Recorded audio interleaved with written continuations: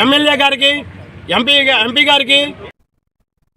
శ్రీకాకుళం జిల్లా లావేరు బుడుమూరు గ్రామంలో అకాల వర్షం గాలుల కారణంగా పంటలు నష్టపోయిన రైతుల కోసం నష్టం పరిహారం అందించాలని సిపిఎం జిల్లా కార్యదర్శి గోవిందరావు నాయకులు సిహెచ్ అమ్మానాయుడు, వెలమల రమణ డిమాండ్ చేశారు. రైతులు గ్రామ సచివాలయం వద్ద నిరసన తెలిపి వ్యవసాయ అధికారి మహేష్ నాయుడు, కార్యదర్శి వి అప్పలనాయుడుకి వినతి పత్రం అందజేశారు.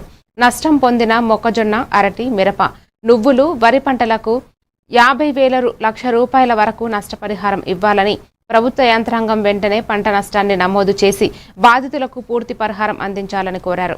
కార్యక్రమంలో రైతులు మరియు స్థానిక నాయకులు పాల్గొన్నారు.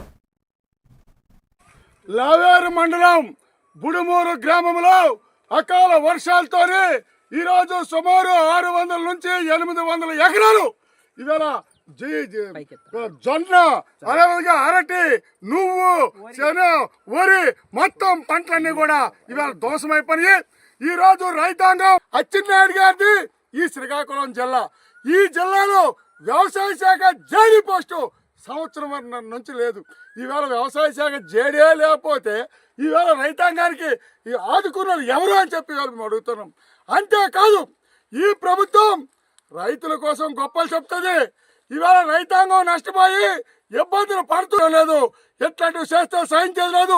ప్రభుత్వ యంత్రాంగం వెంటనే కానీ నమోదు చేసి వెంటనే నష్టపరిహారం చెల్లించకపోతే పోరాటాన్ని ఉధృతం చేస్తామని చెప్పి హెచ్చరిక జారీ చేస్తాం.